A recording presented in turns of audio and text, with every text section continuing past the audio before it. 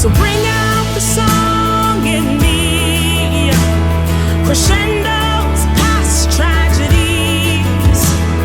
And while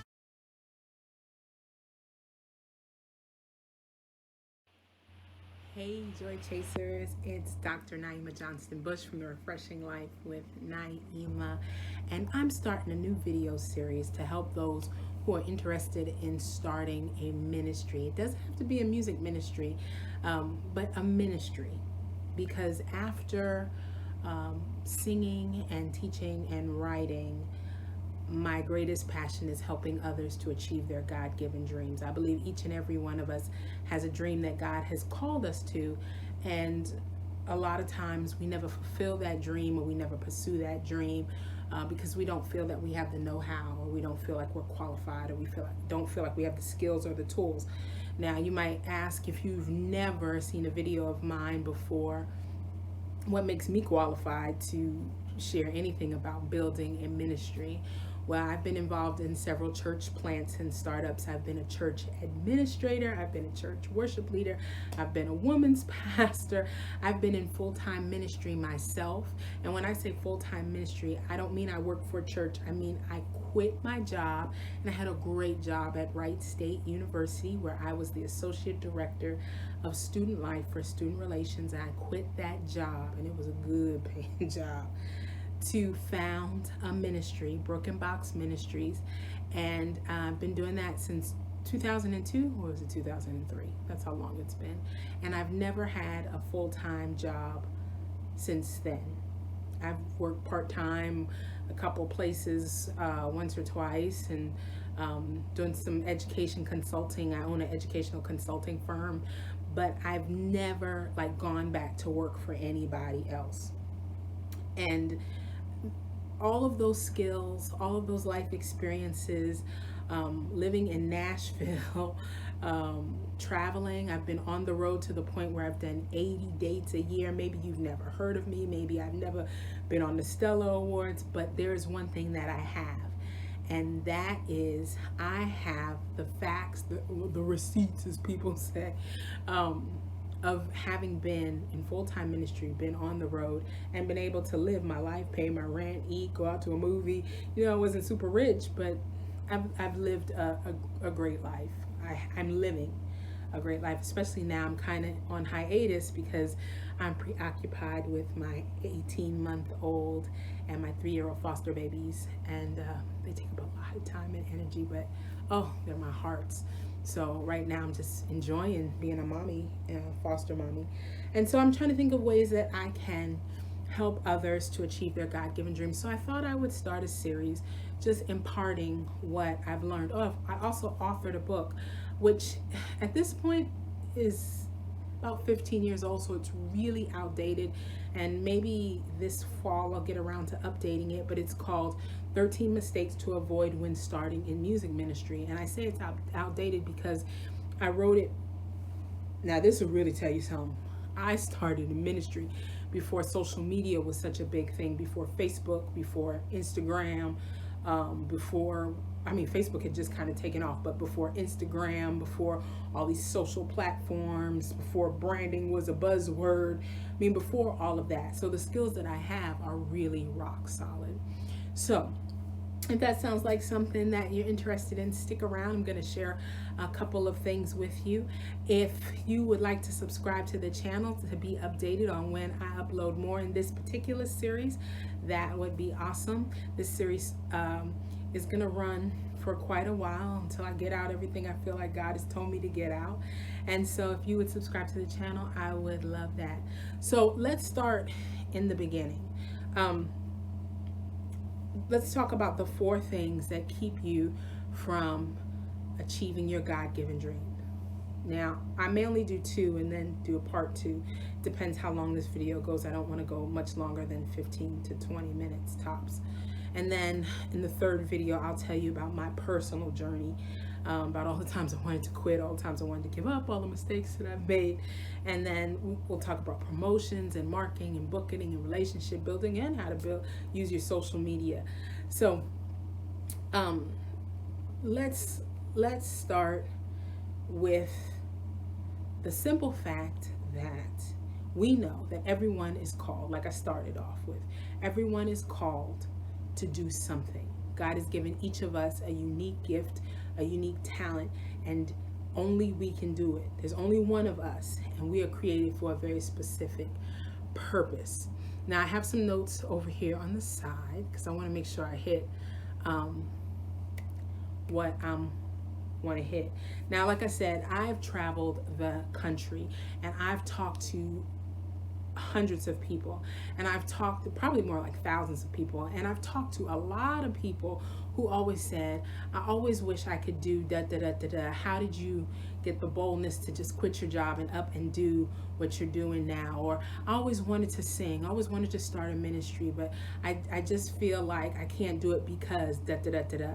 And what I found was that 4 things kept coming up. It was the same 4 things that people always said kept them from doing what God had called them to do, or that kept them from going forward in the passion that they felt called to pursue. So the first thing that most people said stopped them from doing what God called them to do in founding their business, their ministry, pursuing their dream was fear. It was simply fear. People were afraid. And I like this scripture. We're always going to return to God's word. 2 Timothy 1 verse 7, for God has not given us a spirit of fear, but of power and of love and of a sound mind. And we know we're all afraid of something. You know, I am afraid of snakes, and I live in Louisiana. I'm always thinking when I go out at night that something's going to jump out from under the car and bite the crap out of me. I mean, but you know, moving forward in fear is a true testament of not only courage, but of faith, right? Because maybe you're not moving or pursuing the dream because you have a fear that God really didn't call you, or that it's not going to work out, or you're going to fail, you know, or you'll never be able to support yourself. We're not all called to quit our jobs and to found a ministry. I understand that. But if you do feel like you are called to do something, you can't let fear stand in the way of that. Maybe you've tried once and you fail. Been there, done that. I have restarted, rebranded, relaunched this ministry so many times, and my motto has always been, you fix it until you get it right. Part of my problem was that I would always run ahead of God, and so I always tell people to wait until you hear God say move before you start moving. You know, wait until he gives you all of the plan, or wait until he gives you the release, because sometimes he won't give you all of the plan, but he'll give you the release, and then you just have to use common sense. Like for example, God might say, you know, I want you to start singing, and that might be all you get, and you keep asking him. He just says, I want you to start singing. That doesn't mean you sit there and you don't start singing. It means, what's the first thing I should do? Maybe I'm not singing at church, maybe I should start singing at church. Maybe I should talk to my pastor. Maybe I should look for opportunities to sing around the city. I mean, use common sense, because a lot of times we use, well, I don't want to get into that. I'm going to get into that later. Let me not jump ahead of myself. But when you try and you fail, you have to ask yourself, you know, did I really fail? Was there any fruit from the situation? Did I learn anything? Did I get closer to God? Did I bless anyone? Sometimes what we think of as failure could actually be part of God's plan for us.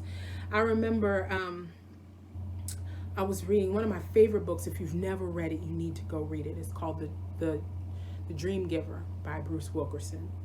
Bruce Wilkerson, The Dream Giver. And in that book, he was talking about how he had started this. God told him he was going to have a magazine, and he started this magazine, and the magazine failed terribly. And he was like, Lord, I believe that you told me to do this thing. Why did it fail? And the Lord was really silent. The Lord didn't really give him an answer, is the way I remember. And I haven't read that book in a while, but I used to read it every year. And then later on, maybe 10 years later, he felt God nudging him to start a magazine again. And he was like, I tried that, I failed.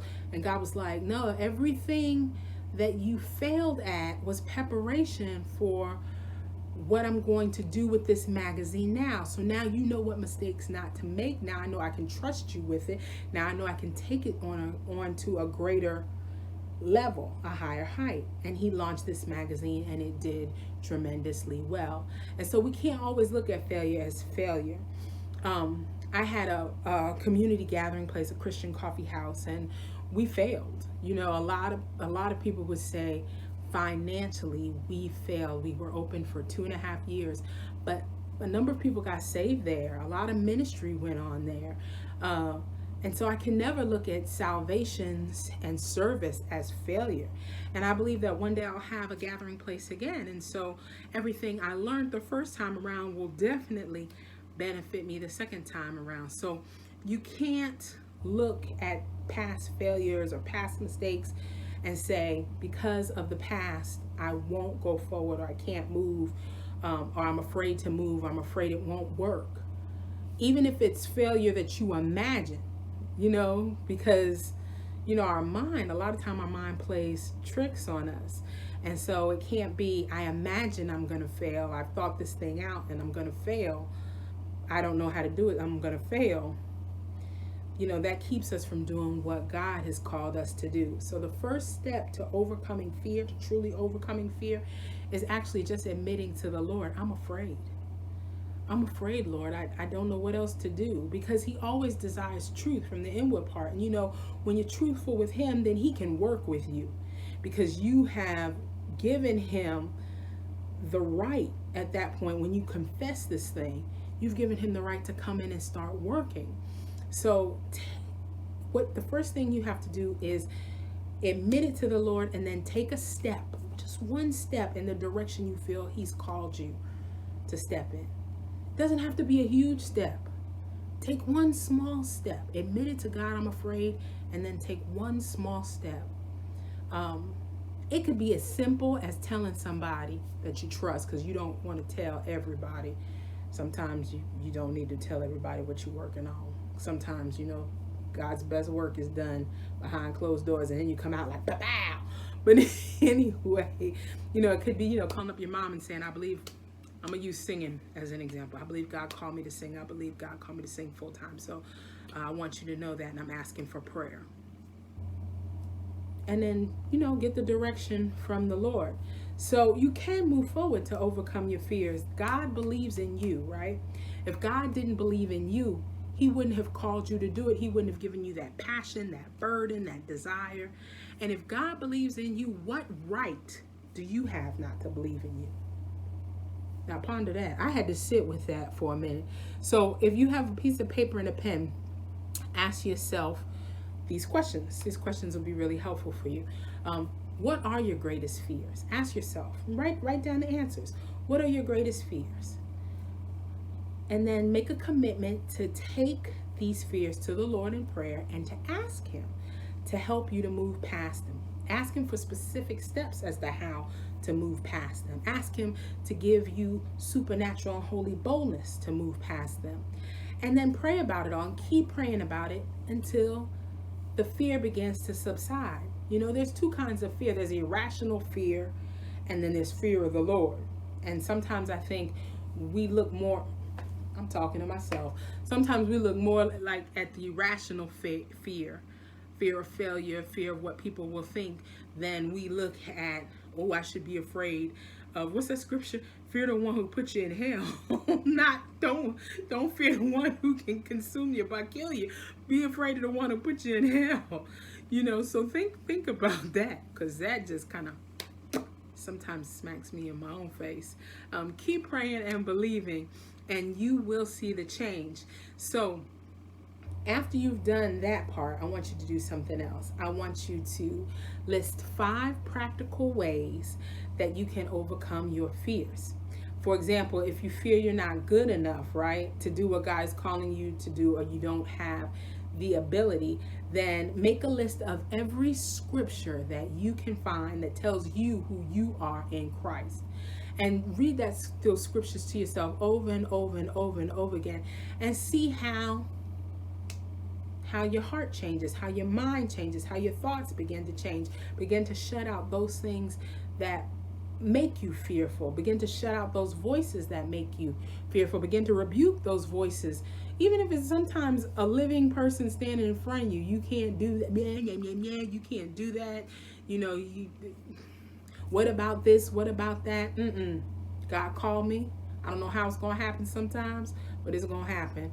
I don't know when it's going to happen, but it's going to happen. You might have to be like Abraham and Sarah. They was waiting and waiting and waiting and waiting for their Isaac. I don't know. But I know if God called you and you are willing to wait on him and to be bold and to get past your fears, he will do it for you. So list some practical ways that you can overcome your fear. And what are some other things that you can think of? What are some other practical things that you can think of to overcome your fear? Now, this video is getting a little long because I tend to talk and I like to share.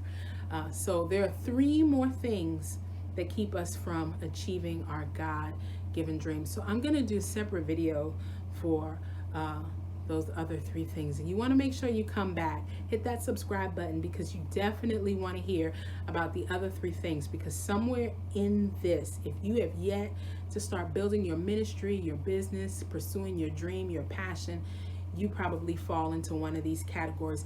If this helped you in any way, leave a comment below. If there is something specific you'd like to holler at me about, feel free to email me, and make sure you join us over in the Refreshing Life in our Facebook group, where we talk about or sing about all things music related, ministry focused, and lifestyle. We want to live a life of joy and pursuing the passions that God has placed within us. So once again, I'm Dr. Naima Johnston-Bush. I'm not a medical doctor, but I'm a real doctor. I have a degree in education from the Ohio State University. So come on back and join us for the conclusion of this lesson. Thanks so much for listening. Y'all be blessed.